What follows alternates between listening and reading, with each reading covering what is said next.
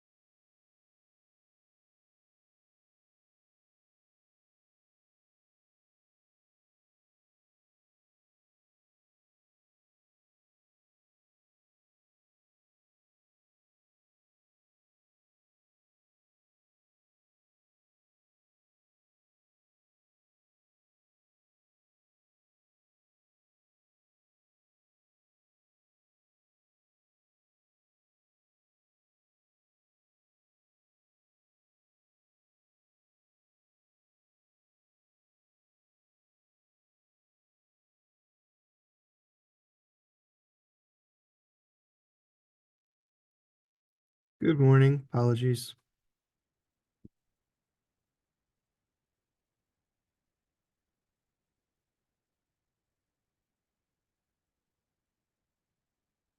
Good morning, everybody.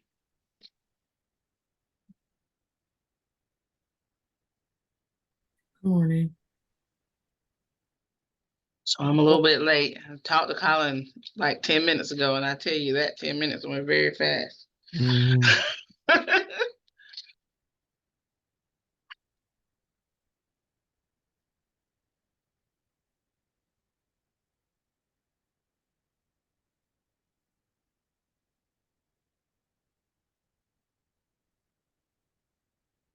Are we at quorum? No.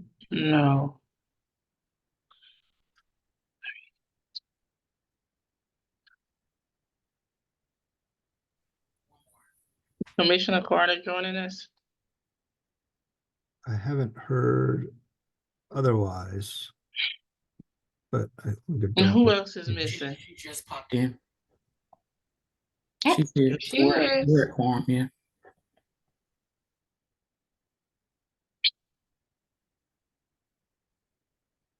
Do you have an agenda? Can you put it on the screen? Putting it in there right now for you, Madam Chair. Apologies for not getting this out last week. It's okay. I think it's just been, I know it's been very crazy here at HCH. Like the last 5 weeks. It's just been interesting. I think we call EMS at least once every week. Anywhere from major illness to mental health decompensating behaviors that we just couldn't get a hold of or keep calm in the clinic. So it's been a month.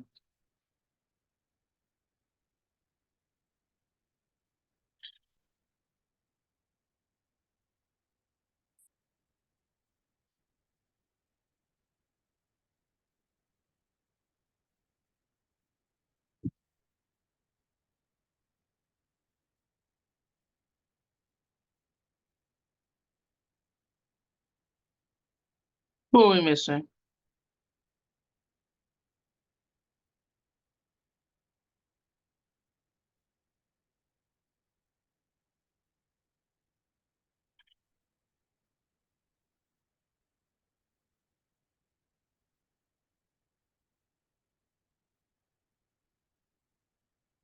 Okay, so if we're not at quorum, we can go ahead and get started. We can just bypass the minutes for now. All right, so I'm calling the meeting to order at 10:36. Um, Welcome everybody to our monthly meeting. We are going to bypass our minutes and come back to them. But what I will say is, Angela, the minutes for last month are beautiful. They are beautiful, and very easy to read. Um, um, we will move to item 3, unsheltered numbers. And Colin, you have the floor. I do. Give me one moment.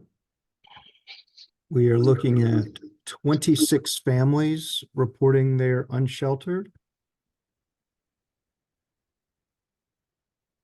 And we're looking at 66 singles reporting they are unsheltered.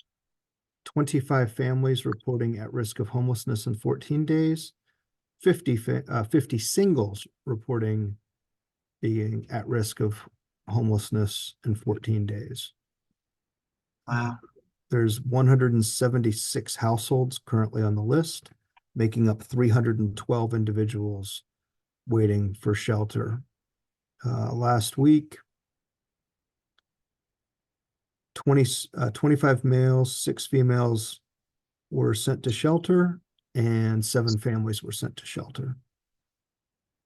3 move-ins were completed, and 3 travel diversions were also completed last week, along with 8 pending move-ins. So coordinated entry has been busy, to put it mildly. Sounds like it.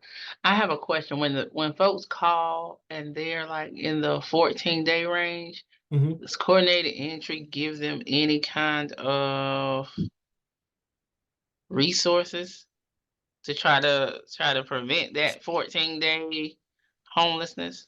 Yes, this is Nicole Lamb. We do.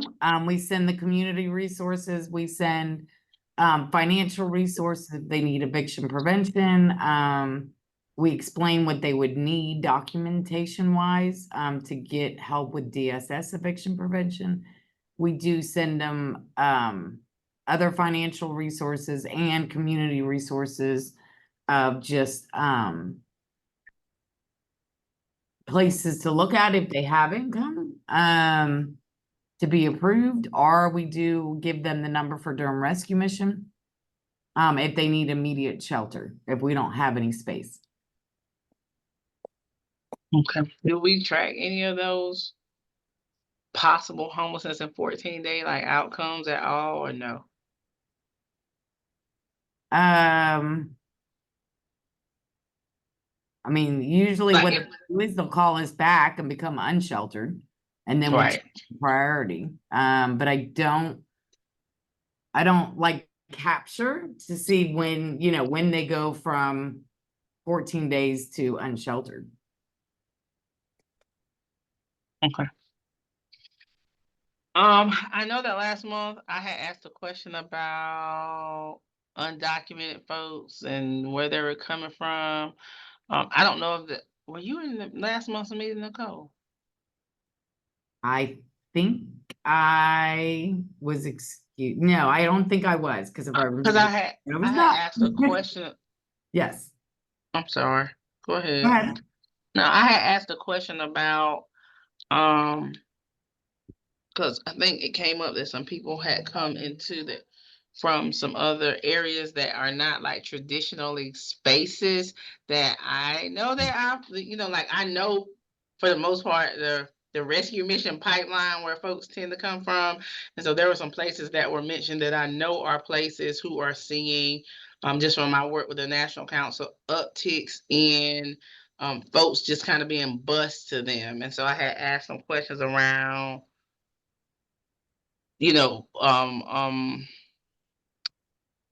whether we were starting to see folks come here in need of sanctuary, just for us to like get ahead of it, or at least be prepared with those folks coming into our community. So I don't know if that got communicated back to you after our meeting, but I'm just a little bit curious about it. I know I've talked to Colin and Jeffrey about there's been bus loads that came, one came from Texas, one came from New York. Chicago? Yeah, they were undocumented. Right. And so those areas were the first areas that when people were coming to the United States seeking asylum, where folks were like, if they came into Florida, Florida was busing them to these sanctuary areas, and we hadn't necessarily been seeing those numbers, but my colleagues in those respective places had been talking about the bus loads and what they had to do to be prepared to try to serve the folks that were coming. So I was just wondering if we were getting some trickle, just so we can keep our eye on it. But for you to hear you say that you've heard about some buses, that makes me a little worried. So just something I think that we should just keep on the back burner. But if are you tracking the undocumented new folks that are coming in that are calling coordinated entry, Nicole? Yes, we have. Okay. I've given that information to Colin and Jeffrey just to keep an eye open. And I know we had a couple that did go into the shelter, and Shona was stating that they're having issues just trying to help them because of their being undocumented and trying to get them approved or get them into, you know, any kind of wrapper housing or funding. Right.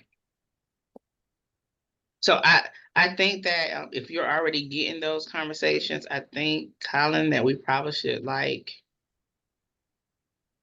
have some meetings to kind of talk about what resources are out there and how we can help those folks. Because what we don't want to end up is having so many folks undocumented in the shelter. Because then, like, how do we move them along successfully, but also not have them taking all the beds, you know, in the long run, because they just don't have a resource. So just trying to figure that Yeah, out. we've connected with World Relief, and we've connected with a couple organizations that we researched on with some of these clients. And I gave that information to Shona too, so she can, Are they using Church World Services?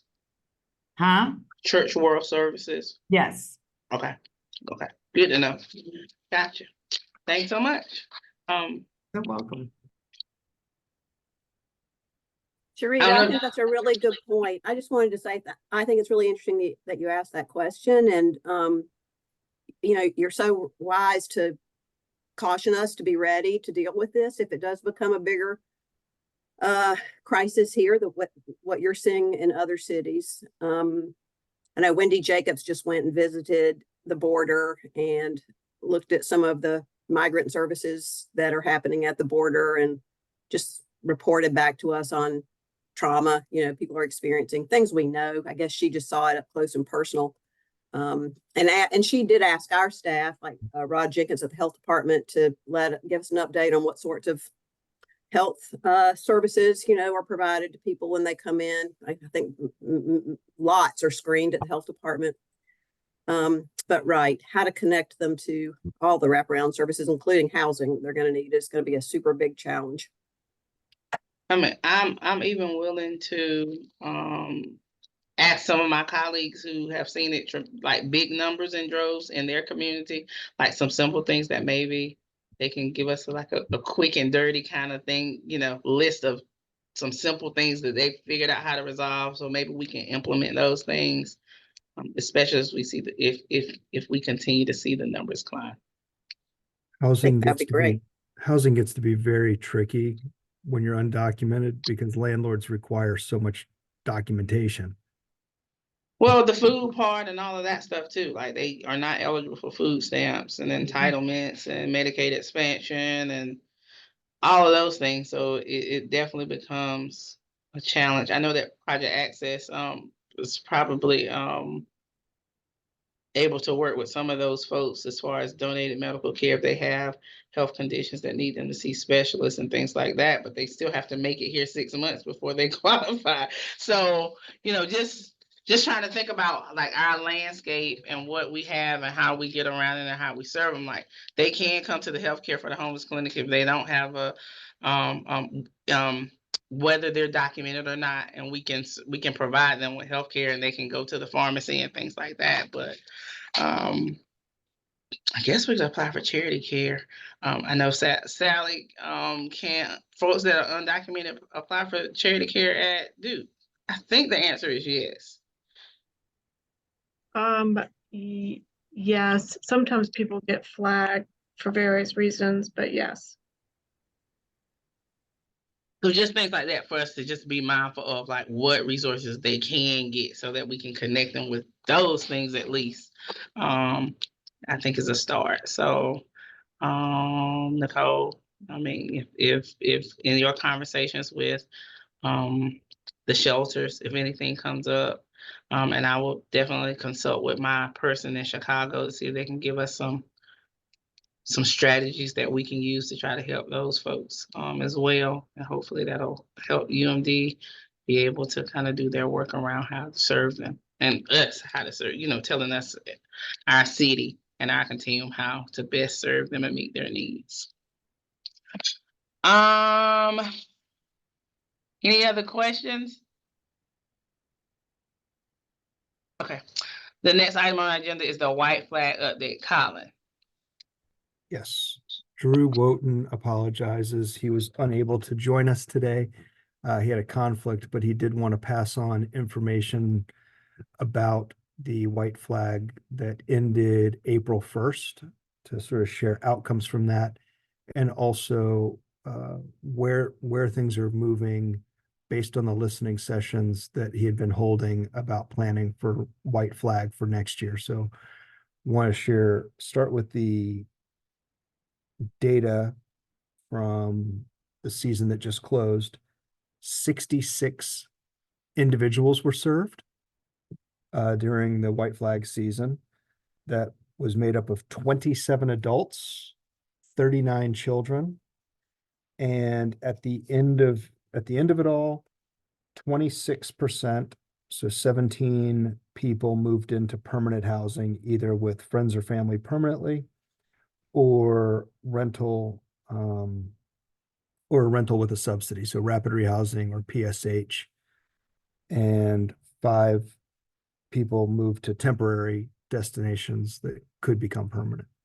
So overall, kind of on par with what you would expect from a short-term emergency shelter for exits to positive destinations. So that's the update on that. Questions, thoughts?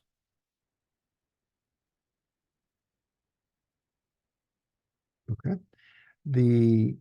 What Drew's hearing and learning about for white flag this coming season would be trying to find a congregate location that could be stood up only on white flag nights. So not having it open for 5 months, 4 or 5 months, but only having it open on those really cold nights. So he's been talking to churches.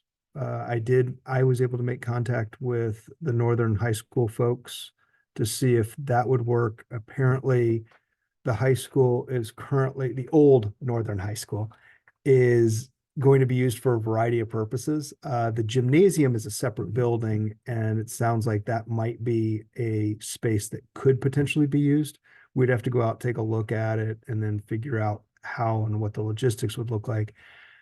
The emergency management team used the cafeteria during that power outage, and it sounds like the rest of the school building, classrooms, office buildings will be used for office space. So the gymnasium may be our best bet if we were to be able to look at that. Granted, Northern is a hike from downtown, and how do folks get up there? Would folks go there if that's the only option? I think we'd figure it out. Drew had suggested if we were able to partner with churches who had a van or a bus, they might be able to donate, running a shuttle from, one location to that location. Looking at Nehemiah, I think Nehemiah Center, looking at some of the other churches downtown to see if there might be a partnership there as well, to see if there's a better congregate space in the downtown area that would make transportation easier.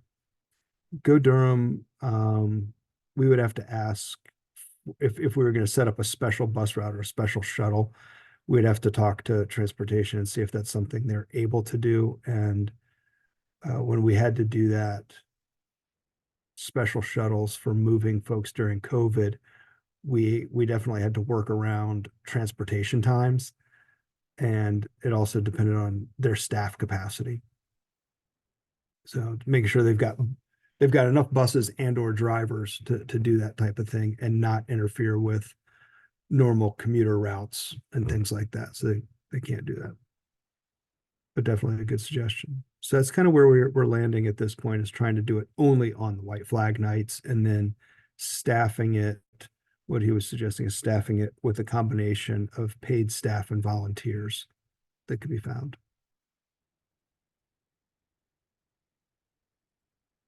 So And it's- is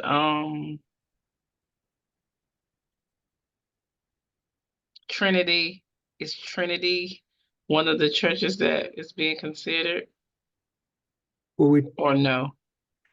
I don't think it's off the table. I think it's the Methodist Church. Mm-hmm. We had talked about it. The problem with Trinity is the accessibility piece, the stairs, that there's folks who struggled, and EMS was coming to carry people down the stairs, and EMS was called in the morning to carry people back up the stairs when they had mobility challenges. And that's not really a good use of our Right. EMS, is being transporters of people who are experiencing homelessness. Which goes back to, we need something for folks who struggle with mobility. So is Drew's thought that on other nights, non-white flag nights, we just wouldn't have an option for people, or would the shelters open up? Nope. Nope, there would be nothing unless it was a white flag night, and white flag would get called a week in advance. Because it's the piece. It's very expensive to run an emergency shelter, and it would be there for overnight, and it may not be able to be run 24/7, depending on staffing and volunteering and what that congregate space is used for during the daytime hours. If you're in a church, you might not be able to keep people in that church all day long if there's activities going on with short notice.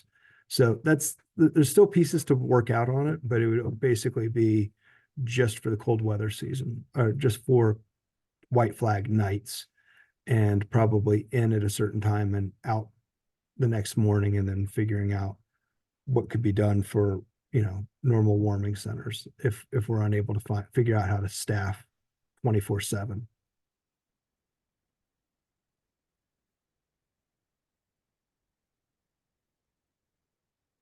Any questions? I know this may seem. Go ahead, I'm sorry. No, I was just saying, I know that this question may seem like an assumption, but if we are able to use Northern and we were to bus people up there, we would bus them back downtown in the morning, right? I would assume there would have to be some sort of a transportation plan in place. I know. But yes, we'd have to figure that out. Yeah. If nobody has any white flag questions, I do want to circle back to the minutes before Helen has to leave for us to approve the beautiful minutes that Miss Angela Holmes completed for us for our last month's meeting. And then, did it say February as well? And February minutes? Have you guys had opportunity to review February and March minutes?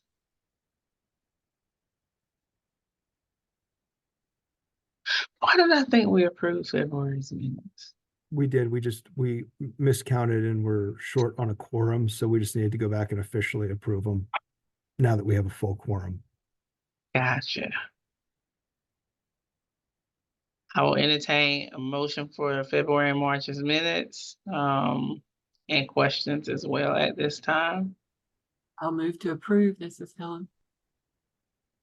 I have a motion by Helen to approve the minutes. I need a second. Second. Second by Heidi Carter. All those in favor, please put yes in the chat box. Who are voting members?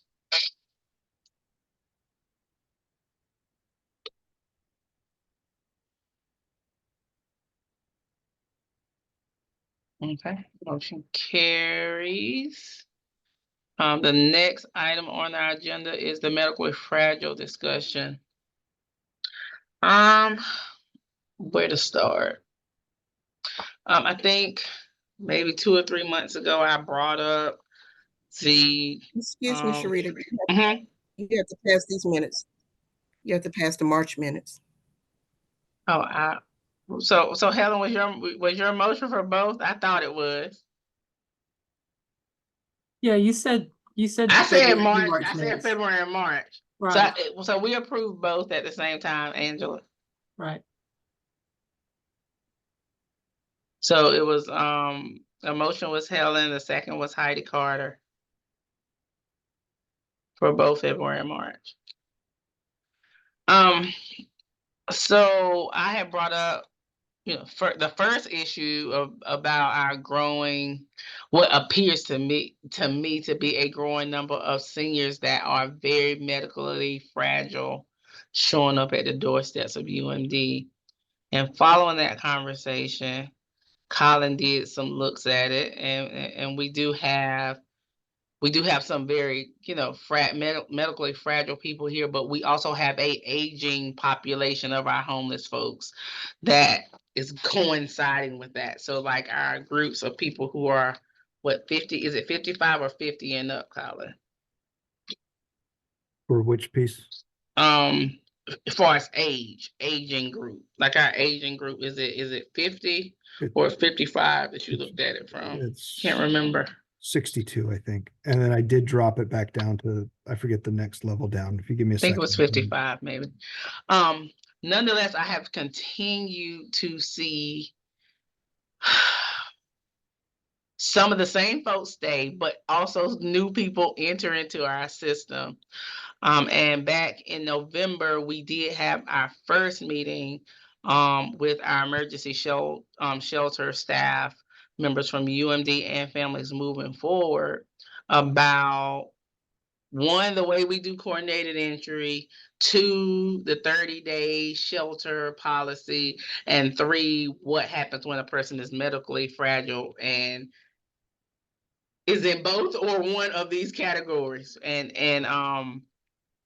how do we serve them differently. And so there was a really good conversation, and Colin kind of presented the thought that maybe we do a tiered kind of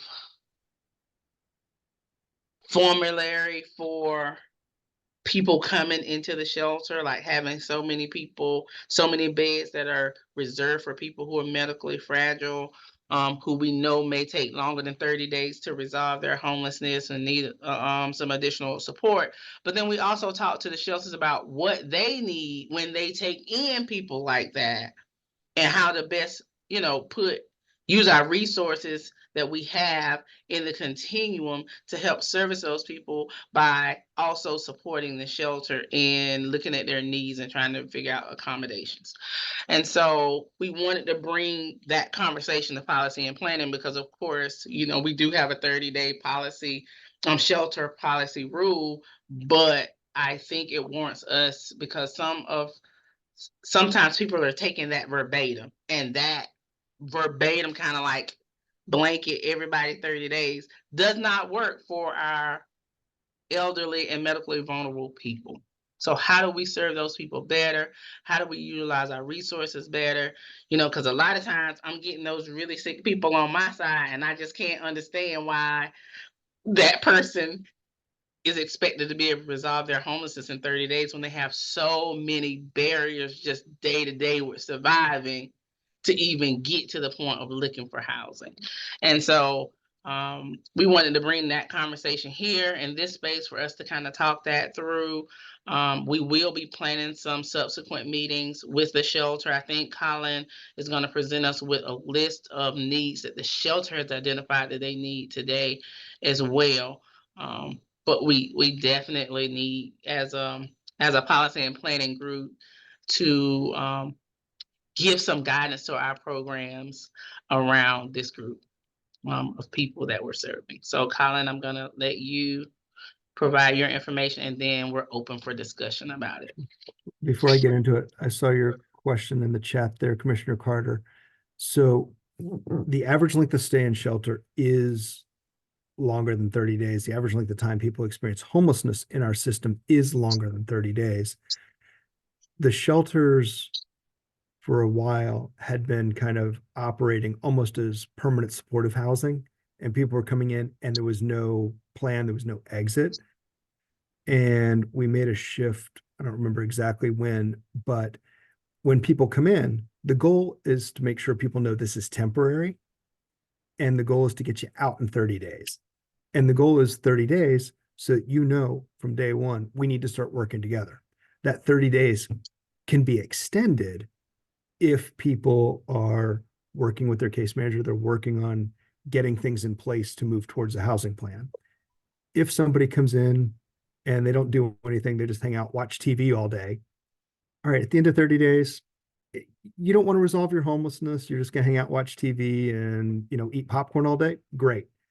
Time to move on. And we're going to bring somebody else in who does want to end their homelessness. So that's kind of where that 30-day window was to try and, help create a deadline and help create some sense of urgency to move forward, but knowing we would extend if needed. Cool. We did meet with Urban Ministries about folks who are medically vulnerable and reasonable accommodations, because that's the first thing that shelters are required to do is what reasonable accommodations can be made, and what can't be made. An example of an unreasonable accommodation would be, knocking out a wall, building up a whole new, private doctor suite, for instance. That's a little bit unreasonable because it's cost prohibitive and takes a lot of time. A reasonable accommodation maybe I can provide, depends if somebody has incontinence issues. But an unreasonable maybe staff are not trained and able to clean people if they're unable to clean themselves after they've had accidents. So we ask for kind of a list of what's Urban Ministries policy procedure, what can they do, what can they not do. So I want to share that with you so we can sort of talk through where are the gaps, because where those gaps are the folks that are going to be hard to serve, that are too sick for shelter, but too healthy for the hospital. Therefore, they fall in this gap of being unsheltered. Go ahead, Sharita. As far as your question, Commissioner Carter, I think also what we were seeing is that there were different interpretations of what having a housing plan, what that looked like. And so a person could have done everything their case manager had requested of them, but a unit might not have been identified in 30 days. And so what was happening is that we were also having people be exited, call back the coordinated entry to get back in. So essentially their length of stay then does become longer, but they stayed 30 days and they start over a new 30 days. And so trying to, help, I think that when we passed the 30-day shelter rule, I think in everybody's mind, if somebody had extenuating circumstances, they were automatically going to be extended, right? I mean, at least that's what I thought when we shifted and moved to that place. But what ended up happening is that wasn't happening. So I had, somebody that was very elderly with a myriad of health conditions going out for 2 or 3 days and then coming back, packing up and going out, just to come back 2 days later to almost probably the same bed. So, that's just not a good use, but of this of the rule, in my opinion, and I don't know if everybody else feels the same. But I think our shelters needs a little bit additional guidance about what that looks like. Everybody's housing plan and their process to a housing plan is not going to look the same.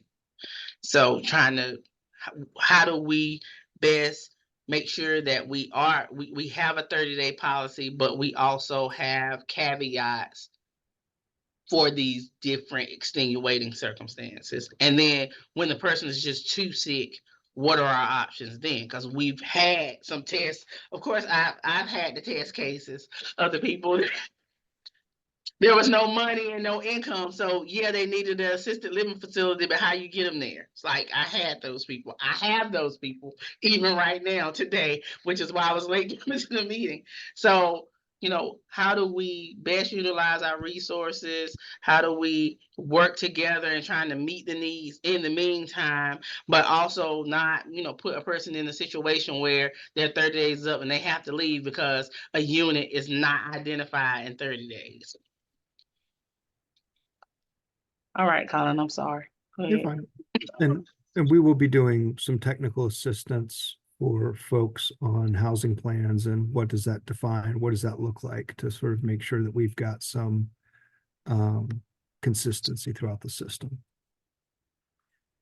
Go ahead, Jeff.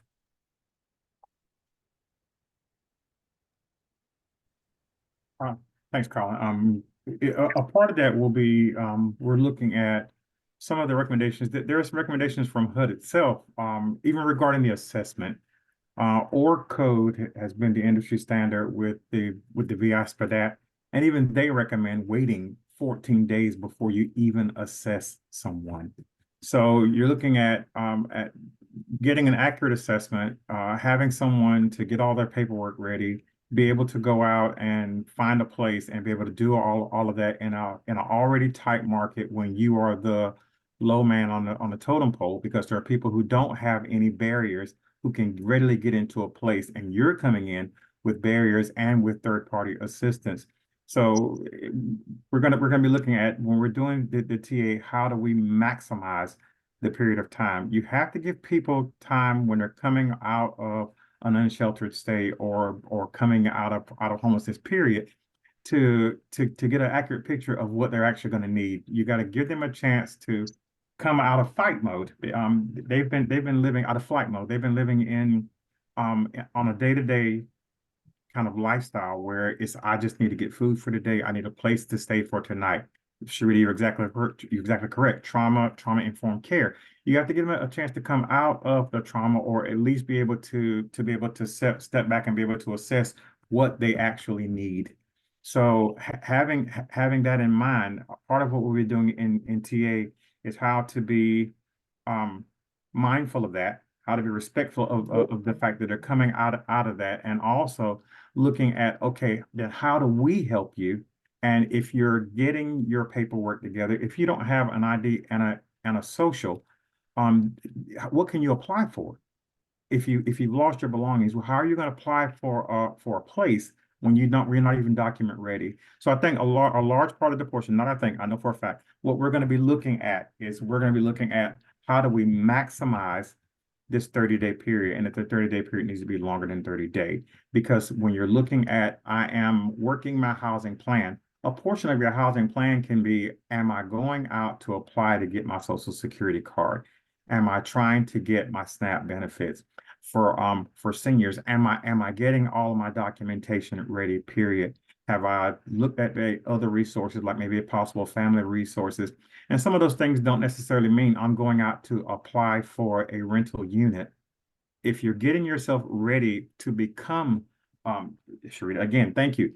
Learning, getting some assistance with how to even operate the internet. When you're talking about seniors, this is not their strong suit.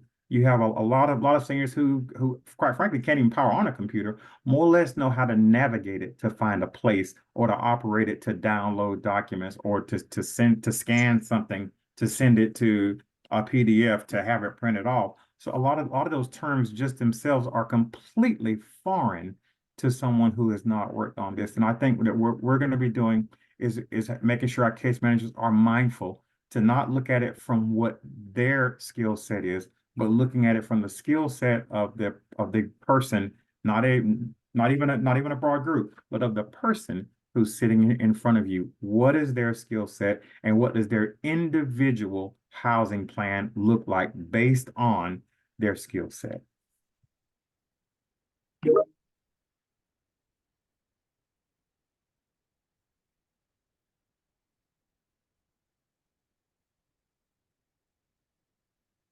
Thank you so much, Jeffrey. Colin. All right, so this is kind of where Urban Ministries is on ADLs and what they can and can't do. Wanted to kind of share it with you that folks need to be able to perform their activities of daily living skills. And when they're not able to do those, Urban Ministries will do what they can to assist within a reasonable amount. So in order to function at Urban Ministries, folks have to be able to feed themselves without assistance, putting clothes on, taking clothes off, personal hygiene, showering independently, toileting independently, bladder and bowel control, and change adult briefs if needed, and being able to move from a sitting to standing position and getting in and out of bed. So those are basic things that anybody in the emergency shelter needs to be able to do. One of the things that they did share is some of the challenges that they've had is there are people who have had to need wounds cared for. And we've got Sharita and the Lincoln team right next door. But on a weekend, if a wound needs to be changed or after hours, a wound needs to be dressed, there isn't a sterile room or a hospital room where folks can be able to disrobe or get to a place where it's clean and private enough for a professional to help do wound changes if the person is unable to do that level of care for themselves. There aren't private showers, which makes it very difficult for people who need shower assistance to have somebody in a shower or help shower them due to that lack of private showers. And there aren't private sleeping quarters, which would allow for companion care where people need that level of somebody next to them or with them after hours. So it makes it that's something that's not available. And then in terms of reasonable accommodations, they are able to provide adult disposable briefs, refrigeration, short-term meal delivery and pickup, and additional rounds through the dormitory to do wellness. So these are kind of where we are with what Urban Ministries is able to do at this point. And if folks have needs outside of this, they kind of are in this gap where there aren't necessarily a service. That's where Project Access may be able to help out with folks who have more needs than these things. But I think Sally's here and she can sort of talk about how Project Access can fill some of those gaps.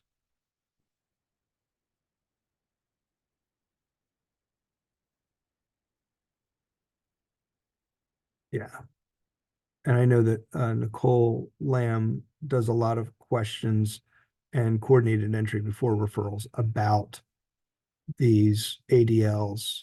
And oftentimes what Urban Ministry shared with us is folks will get into shelter because they express they're able to do these things. Then they get into shelter and find out, no, they're not able to do it. Or an event happens at shelter, the person goes to the hospital, and when they return from the hospital, they are no longer able to do their activities of daily living. So it's this place where people tell you what you need to hear. They come in and overrepresented what they were actually able to do. Some of that's just pride, and none of us want to acknowledge that we can't do something for ourselves. It's just not in general human nature. Go ahead, Jeff.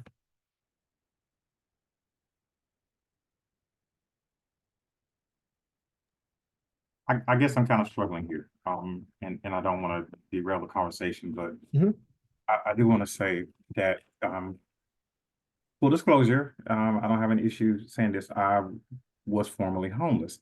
So this for me is very personal because I dealt with this, and I want to say that if I was told that I needed to do these skills in order to get out of my car and get into shelter, that is exactly what I would say to get out of my car to get into shelter, Absolutely. whether I can do it, Absolutely. whether I can do it or not.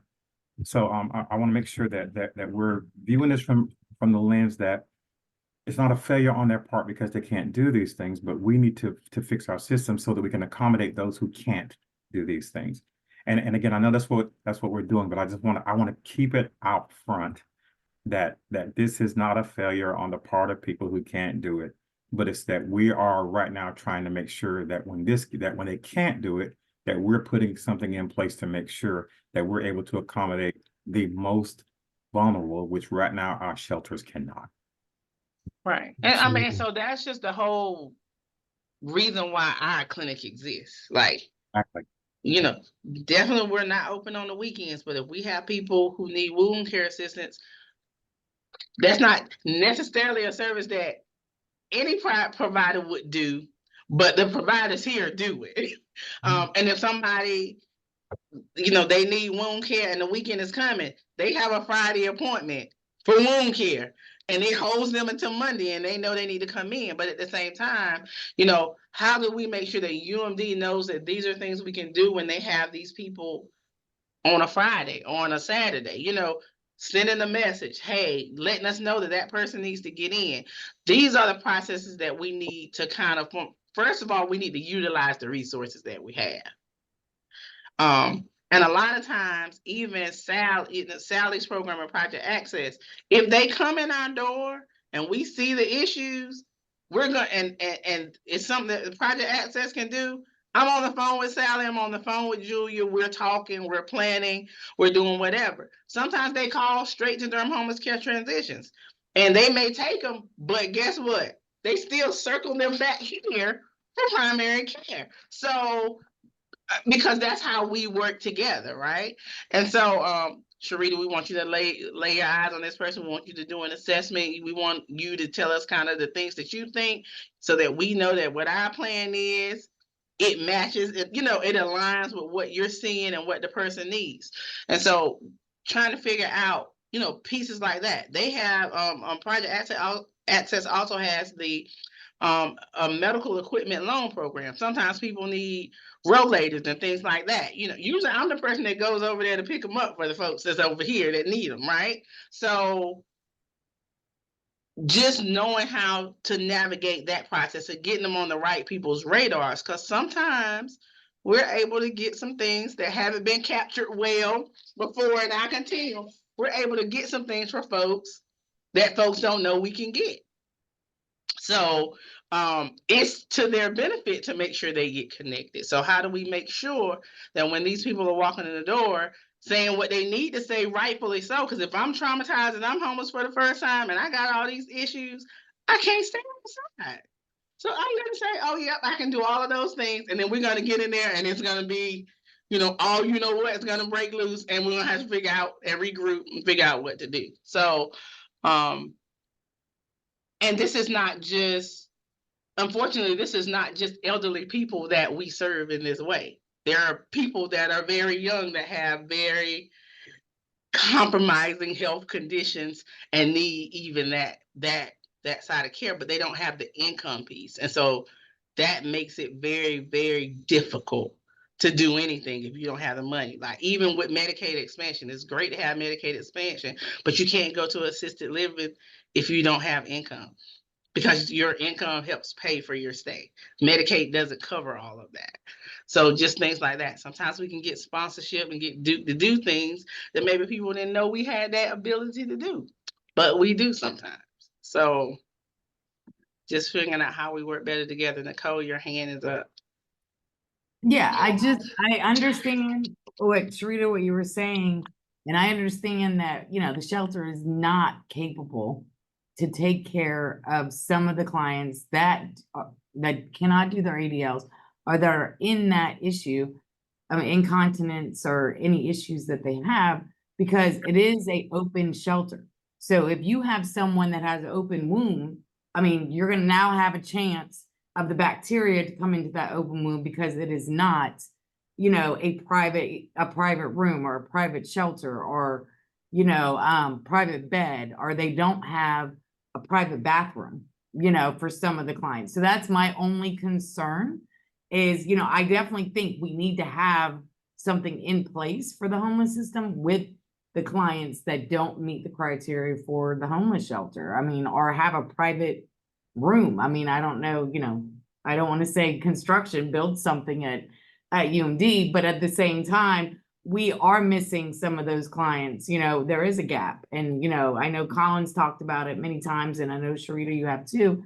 I think we all working together trying to figure out what we can do at this time, you know, and then in the future, figure out what's the bigger option of like even medical shelter or something where if they don't meet that one criteria, they can meet the other.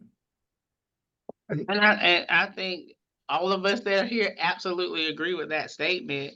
But actually with an open room, it's even worse to be outside and not be able to shower and keep yourself clean. You know, like, so it's a catch-22. Like, at least in the shelter, I know that you have access to a shower and you can, you know, there are showers in, you know, there's not a tub, so you can roll in if you needed to. If you needed to keep your leg from getting wet, you could do that.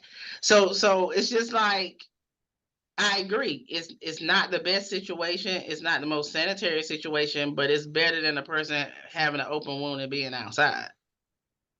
Because the likelihood of that is that they're either not going to change it, the dress is going to get completely dirty, infection and all kinds of stuff is going to set in.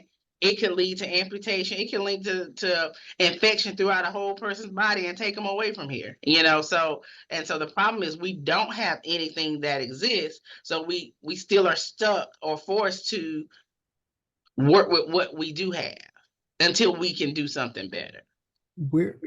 I have a question. I know, Sally, you're on, and I know Durham Homeless Care transitions. How much of this gap, what are the criteria for coming into your program? You have to have been discharged from the hospital with a medical need requiring case management.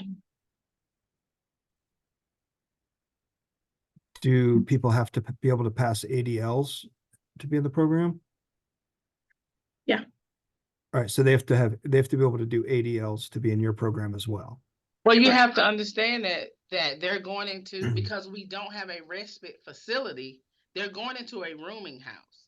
There's nobody there to care for them but them. So they actually do have to be able to do their ADL. Sometimes if the person has some resources, we can get home health and things like that, but that's still a limited number of hours a week. So yeah, just keep in mind, Colin, I mean, you know, Julia does a significant, I mean, the other part of Durham Homeless Care transitions is consultative work with the hospital. So she does a considerable amount of work placing people in settings like family care homes and skilled nursing facilities. So, I mean, we're not really necessarily, I mean, we have taken people who, I mean, you do have those borderline cases, and we certainly see those a lot where you're not sure about somebody coming out of the hospital and then you try them in a setting and they're not successful in a setting. And so you do end up having to move them to a family care home or a skilled nursing facility. I mean, but that work happens all the time. right. So there isn't a way for somebody so in order to come in, what I'm understanding is the only way into that is they have to come straight from the hospital post-discharge. Is that accurate? I mean, or be referred from the hospital. I mean, essentially, we're also exceedingly limited in our funding. Right. So our funding only comes from the hospital. Got it. Okay. So we will occasionally take on somebody who's not been referred from the hospital, but we just aren't, just don't have very much money. No, I Well, understand. I think the other part of that too is that even like when you take a referral from me, let's say somebody is gonna have hip replacement and they just can't be in the shelter environment. Right. And you take those people on for their recovery. There also Right. has to be an end in sight. The person just can't perpetually stay in your program either because you have limited funds. So it is not a sure like long-term solution for any of the people you're serving, right? Yeah. So if money were available, the program could possibly be expanded. Yes. Okay. No, I'm just trying to think of solutions of ways to do this. And if we've got a gap, we got to figure out how to fill it. We know filling any gap is going to require some level of resources. Then Right. it's a matter of where do those resources come from and what would those resources do? Right. And it sounds like there's a group of folks right now that if you can't pass ADLs and you have no money and you're being exited from the hospital, there is no option for you. If you're being, I'm sorry, say that again. If you are not independent, don't have any money, and are not coming out of the hospital. Yeah, either whether you're being exited from the hospital with if you have no money and can't do your ADLs, or if you have no money and can't do ADLs and you're just homeless and not in the hospital, there is no shelter opportunity for you. Right. You might be Well, the able to go to the hospital, I emergency room mean, for a minute or be in the Ye- hospital for a minute, but when you're exited, if you can't do your ADLs, there is no option for you unless you have the resources to get into a family care home or assisted living. the hospital will sometimes sponsor people. I mean, that's what happened with the recent client at the shelter who needed a family care home. I think that the hospital sponsored him. Isn't that Okay. right, Sharita? Yeah, we requested it and we were able to get it for that client. Yeah. So I think it'd be important for us to know how many of those slots are available a year. Or is They're that not slots. it's They're just not kind of slots. it's just kind of a roll of the dice, and you might get lucky on this day that they say, yeah, we'll sponsor, or no, No, it we has to do with the working relationship with the hospital and the circumstances. I mean, I just, yeah. okay.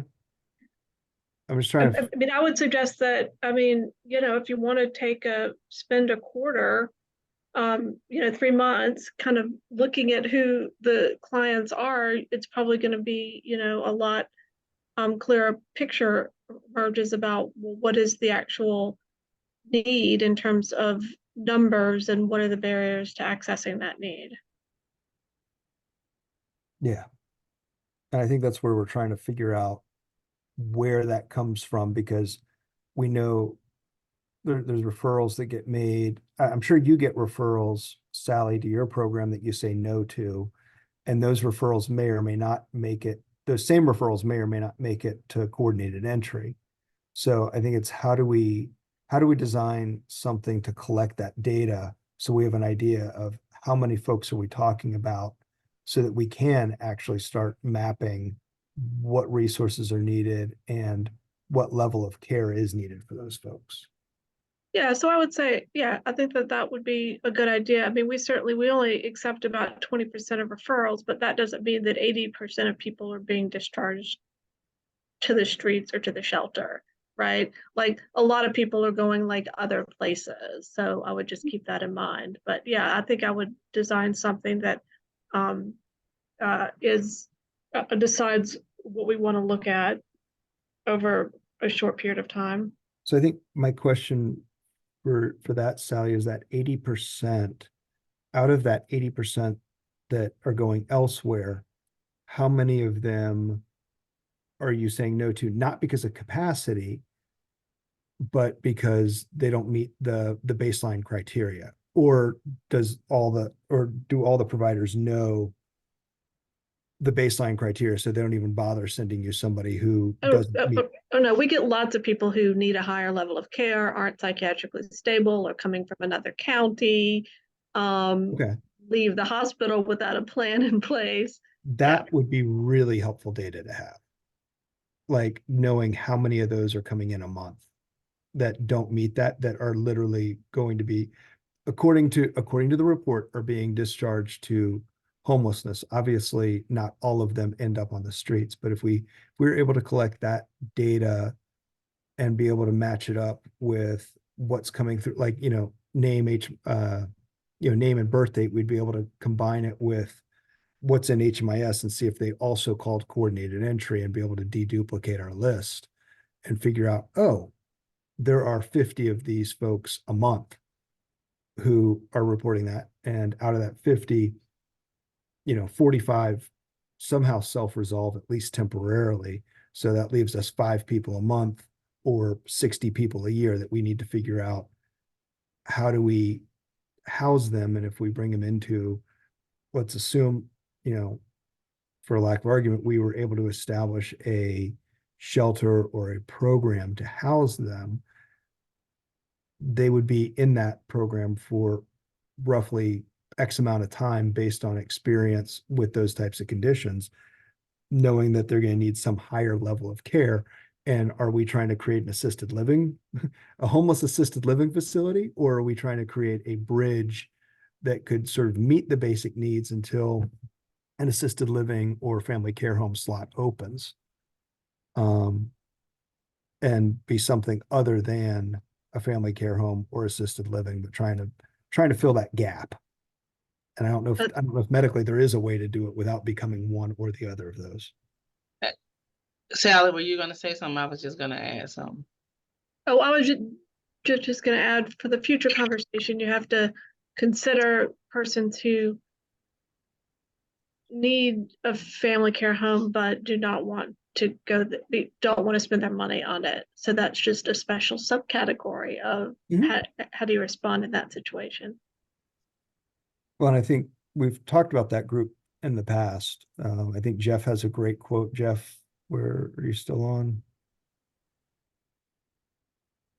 Yes, I'm here.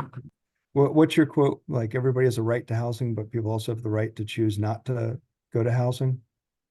Absolutely. I believe everyone has a right to have housing, but I also believe that everyone has a right to not be housed if they so choose. If they choose.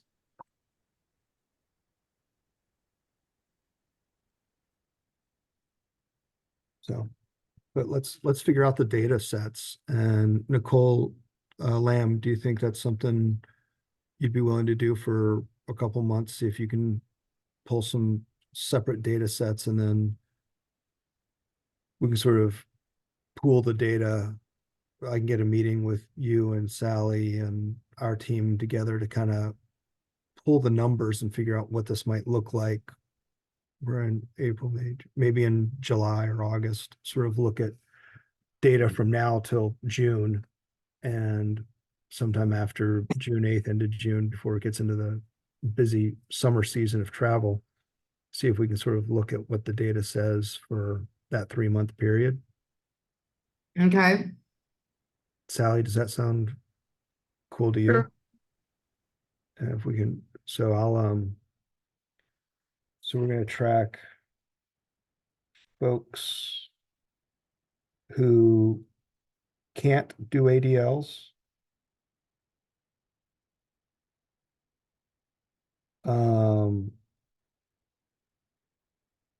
Lack of, I don't think you should just say can't do ADLs.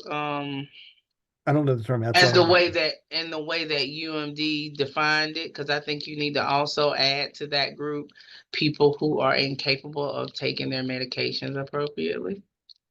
for whatever reason that is. Because we have some people who can do their ADLs, but if you check their blood sugar and they're diabetic, it won't read the chart. And and other people are spending a significant amount of time trying to get that person's blood sugar under control because that person can do their ADLs, but just has capacity issues as it relates to medication compliance and being able to take their medications as prescribed. So I think it needs to be an expanded definition from what UMD has. Okay. So ADLs, unable to do medication management without assistance.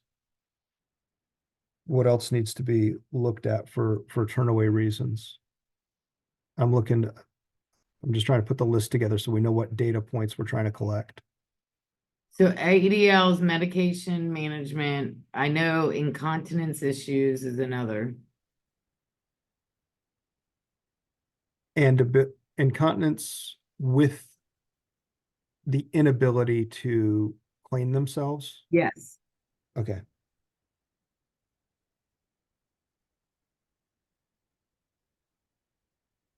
Wound care, Ms. Colleen says. And Yep.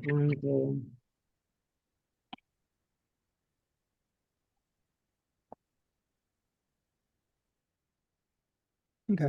So that's 4 data points. And then I think Sally, you raised a good point, is people with money who refuse to go to assisted living or a family care home because they don't want to pay for it. We definitely need to count that number as well. Because that tells us they've already been approved for that level of care and they're choosing not to go. Because they don't want to use their money for that service. So you doesn't want to, necessarily mean they're approved. They just meet criteria. Okay. But Because a lot of times the person tells you they don't want to pay, nobody even goes to the next. okay. Nobody goes to yeah, the next step exactly. to That's even what I was locate a gonna place. say. Yeah, I agree, Sharita. So it's got to be the clients that are refusing, assisted living, refusing to go to a, nursing home or anything like that. Because I know we definitely have a couple that don't want to go because they don't want to get their check taken, is what they state. Okay. Then I would say, let's definitely count that. So we've got, can't do ADLs, incapable of taking meds without help, incontinence with the inability to clean and change themselves, wound care without assistance, and those who have been referred but refuse to pay for assisted living, family care home, or nursing care. Cognitive impairment, severe cognitive impairment.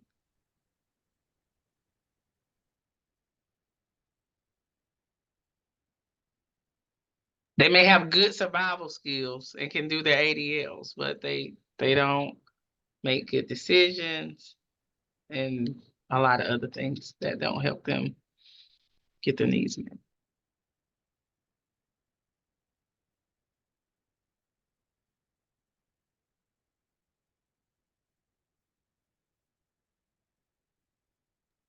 The other thing I would just like add to this conversation, nobody else has any questions, because we have do we have another item on our agenda?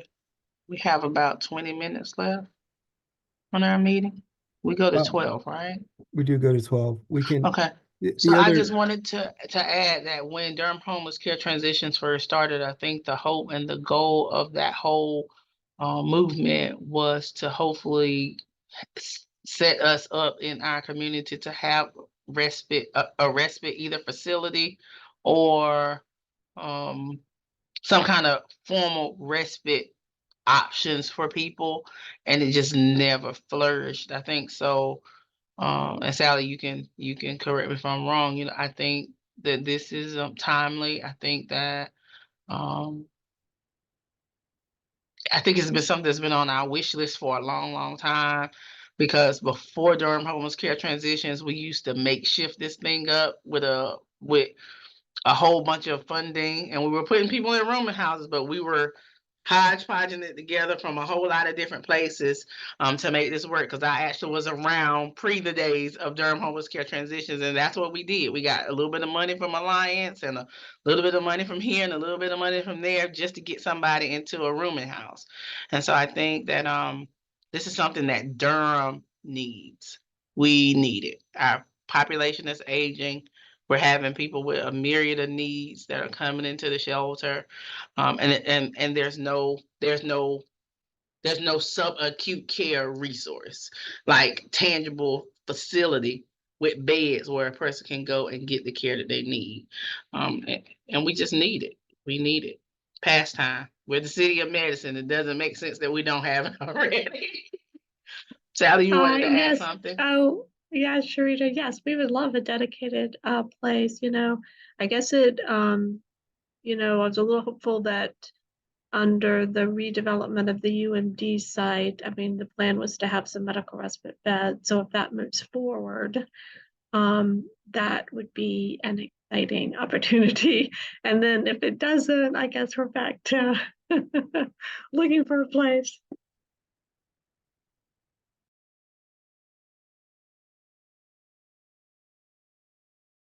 Does anybody have any additional questions? We will circle back. Colin, do we want to do an update next month, or we want to wait until you guys do this numbers work? Well, let's get the numbers pulled together, but I think, maybe there's a way that just what Sally just said is in the UMD, new shelter that there might be space. I wonder if there's a way to create some sort of medical respite in the current shelter space and figure out how to staff it appropriately in the current shelter. Like instead of trying to use family care home, rooming houses and places where people have to be able to cook for themselves, if we're able to figure out how to create the support staff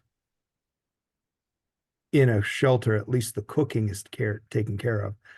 I mean, the showering and the toileting, that's going to be the big challenge in a congregate space. So I don't know, just thinking out loud. No, I agree with that, Colin. I was, at least in the immediate term, what might we be able to do with the space we currently have? And if it's a matter of staff,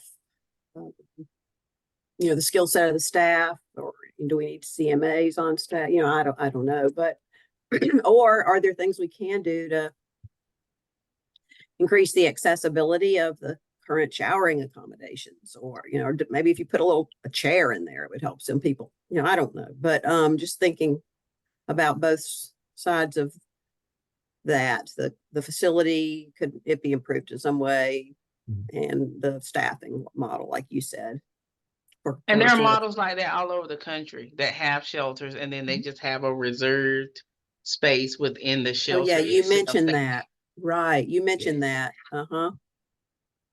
Shelter I used to run was set up that way at one point. So I think we should look at that too.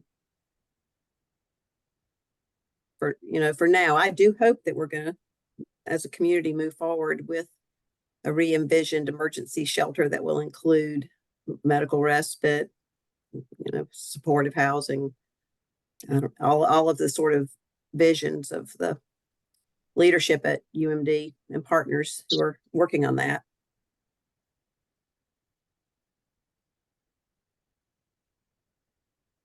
Well, thanks so much for this conversation. We will follow up in June, or will it be August, Colin?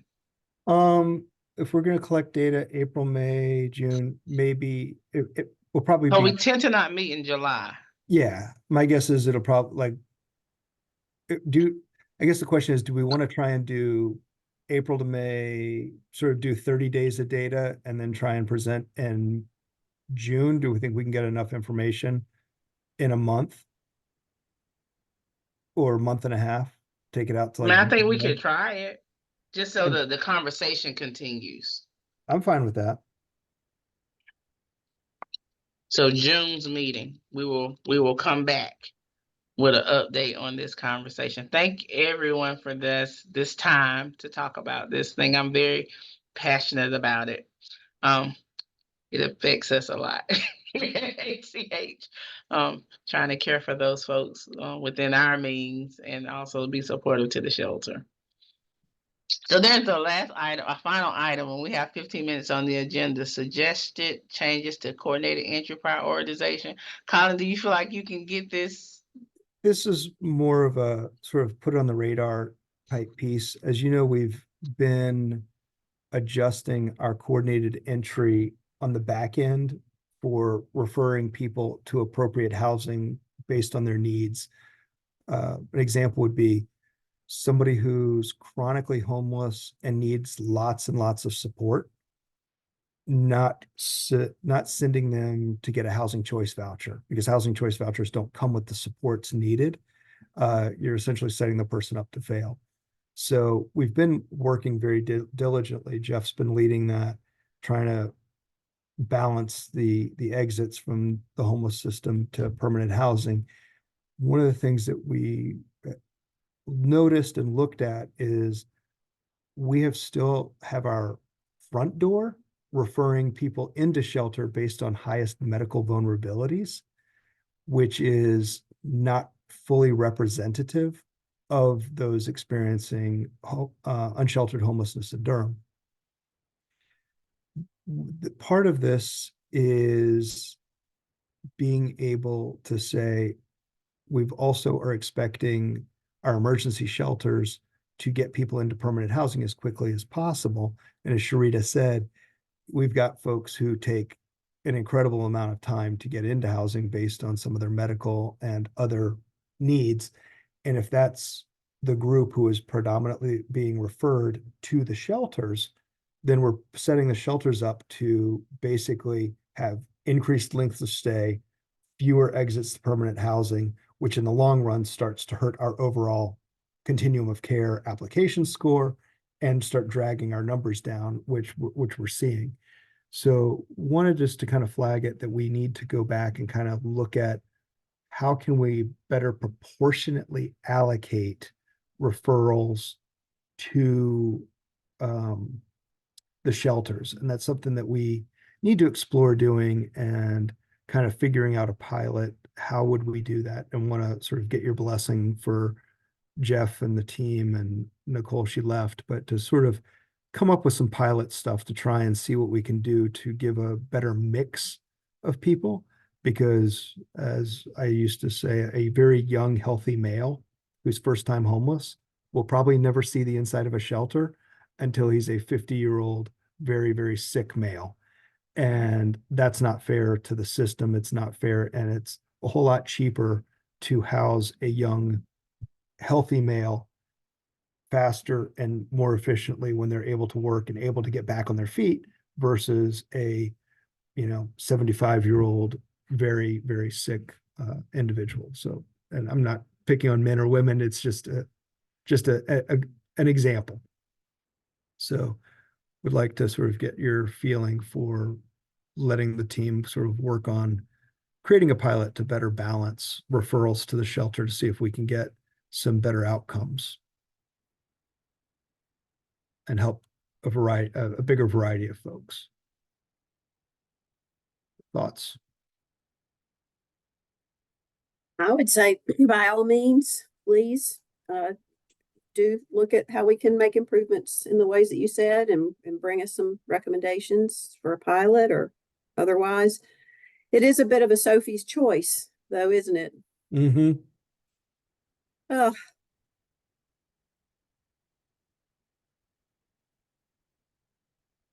All right. Well, we will work on putting together some stuff and bring it to you as we work our way through it and keep you up to date.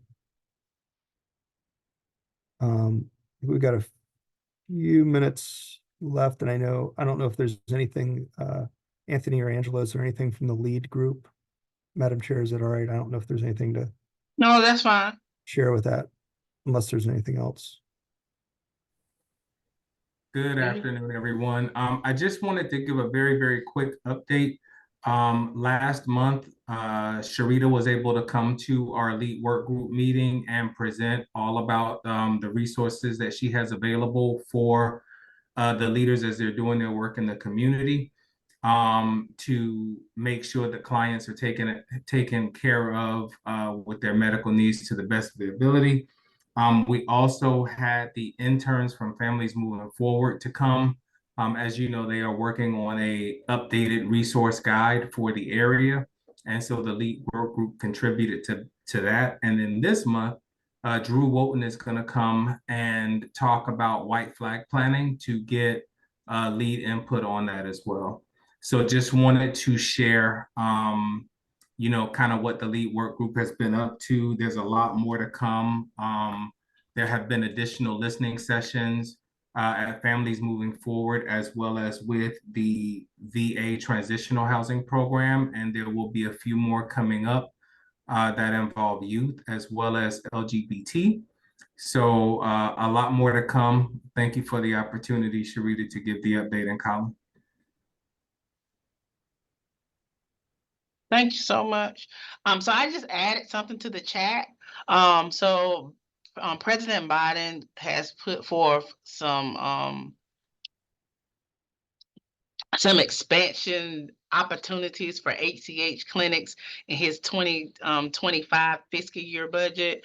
I have forwarded this over to the powers that be at Lincoln, but I wanted you guys to see it. I've stressed to them that I think this is timely and needed here in Durham, and I'm hoping that it will open the door and pave the way for some additional support for people. So supportive housing is in there, and doing more outreaches in there. And so I think these are unique opportunities for HCH here in Durham to expand and meet some of the needs and the challenges that we have been addressing as a continuum. So feel free to like read up on it. And if it's anything that piques your interest, feel free to kind of send me a message. And I will be forwarding some of that information over to the powers that be as well, to see what we can do from the HCH side and being able to support the work that's needed in our community. Does anybody have any other questions? Well, it's 11:52 and I will entertain a motion to adjourn our meeting 8 minutes early. So moved. I have a motion. Second. Angela, was that you, Angela? Our meeting, I think it was Angela Holmes. Our meeting is adjourned. All Yes. be well until our next meeting. Bye-bye. Thank you, everybody. Thanks all. Have a good one. Thanks, guys.